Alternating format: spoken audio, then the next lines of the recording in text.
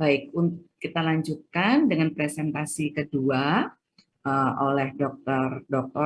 Prasetyadi Mawadi, spesialis kulit dan kelamin konsultan Fins TV dan FAADV. Ini beliau ini sudah membawa rekso juga di kelompok studi IMS ya dokter yang dan kelompok studi herpes Indonesia. Nah, Dr. Prasetyadi Mawadi ini ya, mohon maaf ininya belum selesai mengenai apa namanya tadi itunya CV-nya. Mohon maaf ya. Beliau menamatkan pendidikan lulus dokter umum di FK Universitas 11 Maret di Surakarta, namun spesialis kulit dan kelamin ditamatkan di FK Undip Semarang. Doktornya juga dilakukan di FK Universitas Brawijaya Malang melintang di seluruh Indonesia juga nih Dr. Prasetyadi. Dan riwayat pekerjaannya kita melihat bahwa beliau juga sangat aktif dan juga selain itu di organisasi beliau sangat aktif sekali. Baik, untuk tidak memperpanjang waktu, Dr. Prasetyadi akan berbicara mengenai herpes genital ya kalau nggak salah ya. Nah, silahkan Dr. Prasetyadi, waktu 20 menit.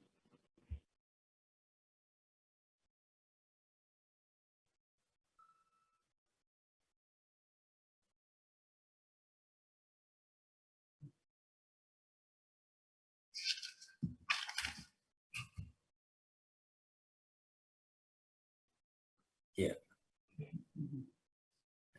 Terima kasih Dr. Presti atas introduction-nya. Assalamualaikum warahmatullahi wabarakatuh. Selamat pagi, salam sejahtera bagi kita semua. Perkenankanlah Prof, para senior dan teman-teman sejawat semuanya, baik yang dari dermatologi, spesialis dermatologi, venerologi maupun teman-teman dokter umum dan peserta atau hadirin webinar Studium Generale ID pagi hari ini. Saya dapat tugas untuk menyampaikan manajemen update dari herpes genitalis. Seperti kita ketahui bahwa herpes genitalis merupakan salah satu bagian dari infeksi menular seksual.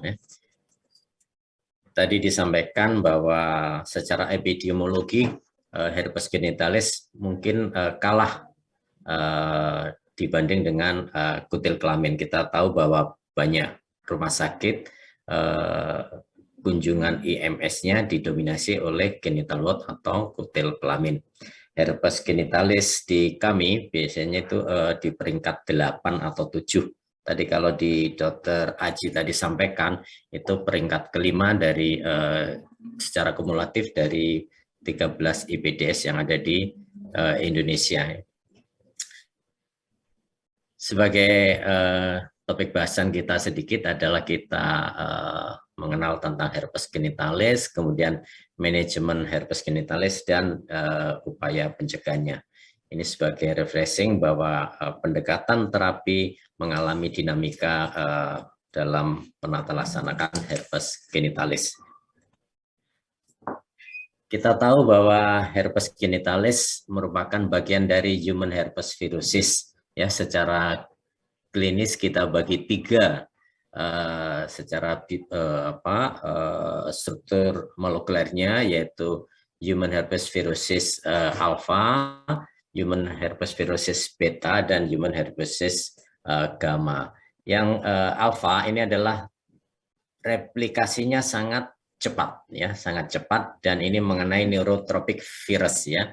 Kita tahu bahwa yang herpes viruses, human herpes viruses alpha itu adalah herpes simplex virus dan varicella zoster virus. Kita tahu bahwa penyebarannya dan replikasinya sangat cepat dibanding yang tipe beta. Tipe beta, tipe seluler itu relatif lambat, yaitu cytomegalovirus, human herpes viruses, dan 6 dan human herpes viruses 7.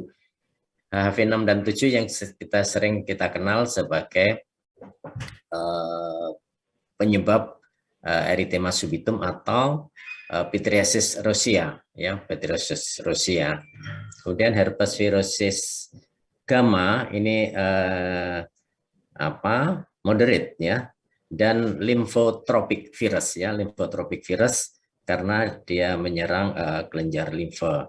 Kalau herpes simplex dan varicella zoster itu mengenai neurotropik virus. Ini Epstein-Barr virus salah satu kontributor terjadinya CA nasofaring, dan human herpes viruses 8 itu salah satu penyebab sarkoma Kaposi related HIV AIDS, related AIDS ya. Slide ya. Seperti herpes virus DNA yang lain, virus herpes juga terdiri dari envelope ya, kemudian tegumen dan core ya. Di envelope itu ada kapsul ya, kemudian ada glikoprotein ya. Glikoprotein inilah yang sering menyebabkan terjadinya proses peradangan. Glikoproteinnya terdiri dari banyak hal, yang ini adalah core ya, yang berisi material DNA. Glikoproteinnya mulai dari tipe B sampai M, ada 11 glikoprotein ya. Ini yang sering di dalam virus itu yang memicu terjadinya inflamasi. Spike ininya ada di sini, glikoprotein ini. Kita tahu bahwa virus herpes genital, virus herpes simplex ini ditularkan oleh kontak erat ya, kontak erat, baik melalui genital to genital, genital to oral maupun genital to anal ya. Dan sekret yang ada yang dari pasien-pasien yang mengandung sekret herpes simplex ini akan menyebabkan terjadinya inokulasi ya, di mana dia port entry-nya mau lewat orofaring, lewat cervix atau lewat mikrolesi yang lain. Kemudian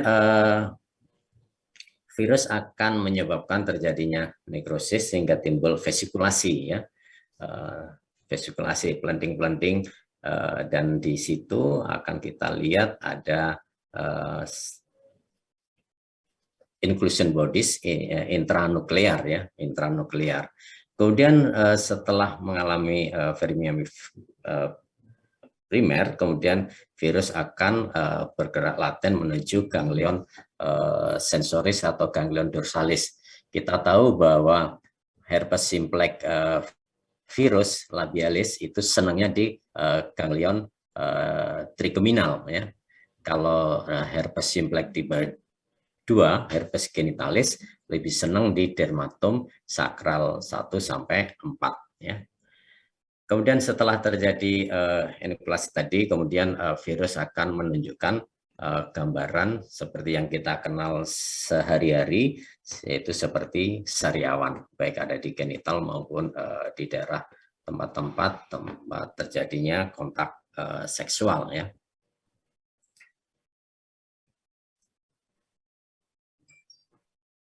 Inisial primer episode pertama itu disertai dengan gejala sistemik ya.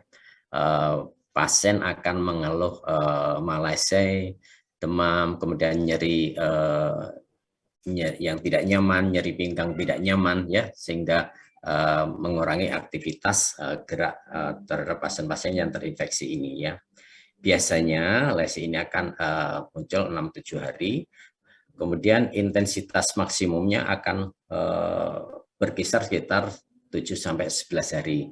Setelah 2 minggu baru gejala akan berkurang ya. Keluhan terjadinya mirip sariawan, pelenting-pelenting yang terlokalisir secara multifokal itu akan berkurang setelah 2 hari.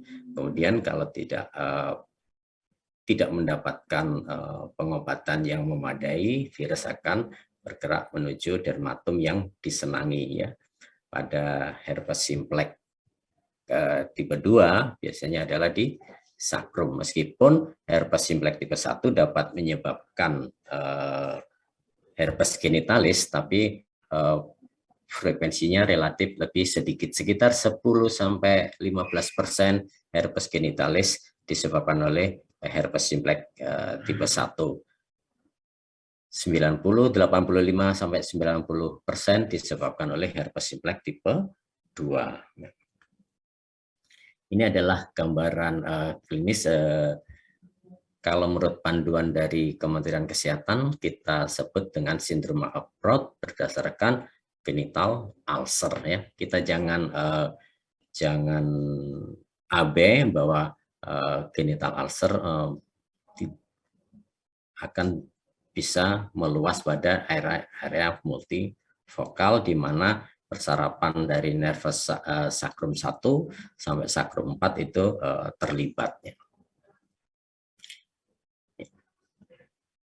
Yang paling sering adalah lesi primer herpes simplex adalah vesikopustular atau ulcerasi, mudah pecah karena lesinya superficial, ya, lesinya superficial dan mudah terjadi erosi. Ini yang sering menyebabkan penderita menjadi kesakitan, ya.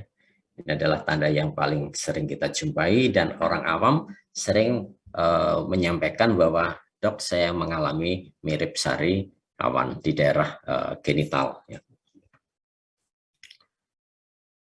Apa sih yang perlu kita pahami dalam manajemen saat ini? Ya, seperti yang kita sampaikan bahwa pada infeksi menular seksual mesti ada 4 hal, ya, yang kita harus pegang. Ya, yang pertama adalah abstinensia, yang kedua adalah be faithful, ya. Kita setia sama pasangan kita, ya. Kalau kita tidak bisa melakukan abstinensia, kita gunakanlah kontrasepsi, yaitu pakai pelindung, ya, barrier, ya.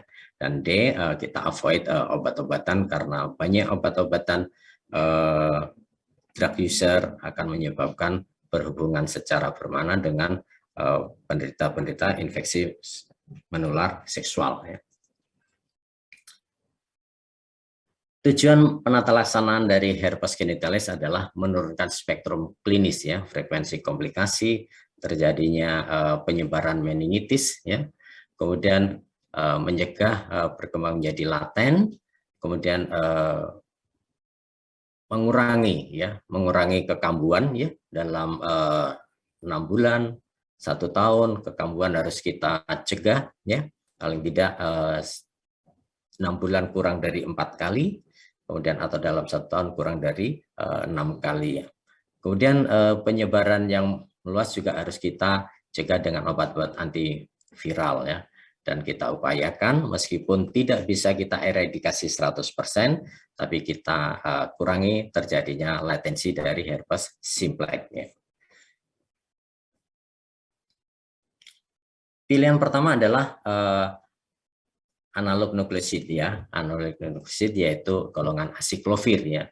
Asiklovir yang kita rekomendasikan adalah asiklovir 3 kali 400 mg selama 7 sampai 10 hari, ya. Asiklovir 205 kali itu sekarang tidak kita rekomendasikan, ya. Meskipun bisa kita berikan, ya, ini tergantung availabilitas obat, apalagi ini tergantung distribusi obat oleh formularium nasional, ya. 70-80% rakyat kita sudah tercover BPJS, dan ketersediaan obat ini juga tergantung dari masing-masing instalasi farmasi di masing-masing pusat layanan, ya. Valasiklovir hanya ada di rumah sakit tertentu, ya, terutama rumah sakit fasilitas tersier, fasilitas tipe 3, ya. Kita berikan valasiklovir 2 kali per 1000 selama 7 sampai 10 hari juga, ya. Famciclovir jarang kita jumpai, kan. Tetap kita gunakan golongan derivat asiklovir.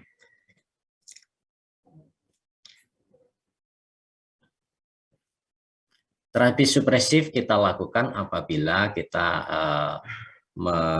memperoleh pasien dengan berbagai keluhan, ya. Kalau dalam 6 bulan keluhannya lebih dari 4 kali, atau dalam 1 bulan sering mengalami kegangguan lebih dari 2 kali, perlu kita pertimbangkan pemberian terapi supresif ya. Terapi supresif dapat menurunkan spektrum klinik setelah kita berikan 3-6 bulan ya. Tapi CDC merekomendasikan paling baik diberikan setidak-tidaknya selama 1 tahun ya. Kemudian valacyclovir untuk terapi supresif 500 mg per hari itu kurang efektif dibanding pemberian 500 mg 2 kali sehari ya. Kita berikan 3-6 bulan dan kita rekomendasikan diberikan selama 1 tahun. Valacyclovir sediaan di Indonesia relatif jarang kita jumpai.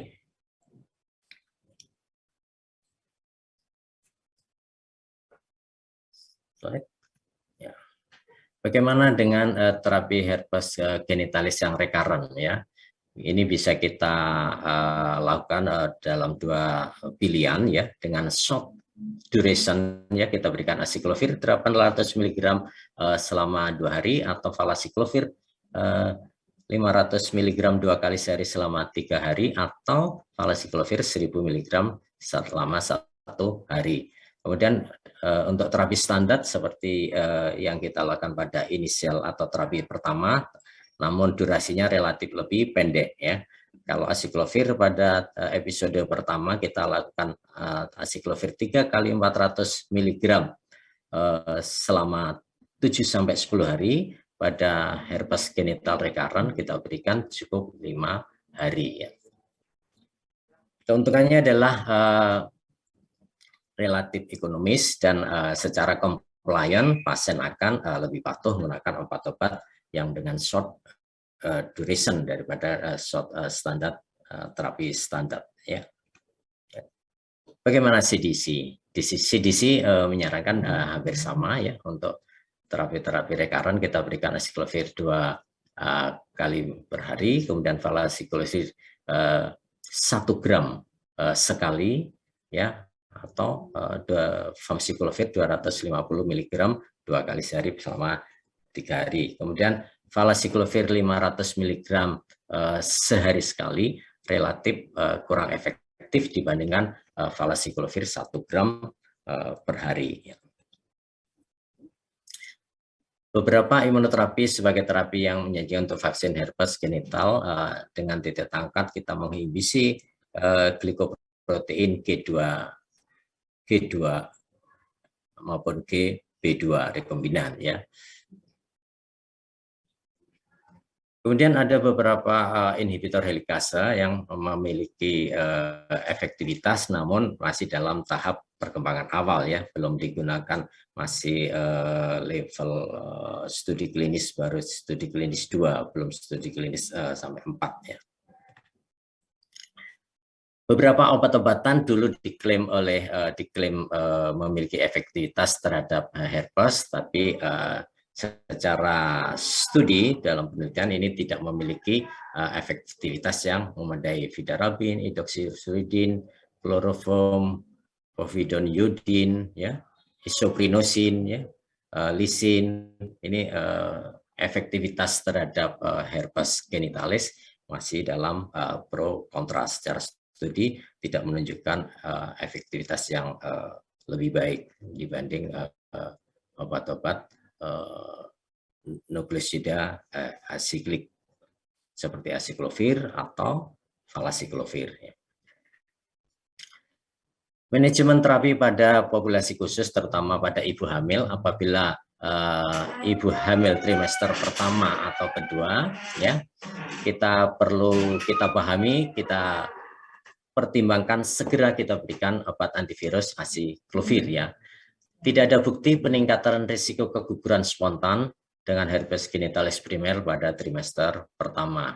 Ya, suspek herpes genital sebaiknya segera kita rujuk ke dokter obstetri maupun ginekologi atau dokter dermatologi venerologi untuk melakukan manajemen herpes genitalis dan untuk menyingkirkan diagnosis. Ya, Kemudian perlu dipertimbangkan terapi supresif asiklovir sejak usia kehamilan 36 minggu ya. Kita berikan asiklovir 3 kali 400 mg mulai usia kehamilan 36 minggu sampai hamil A term nanti untuk mengurangi risiko pertimbangan atau tindakan dilakukan persalinan secara operasi sesar.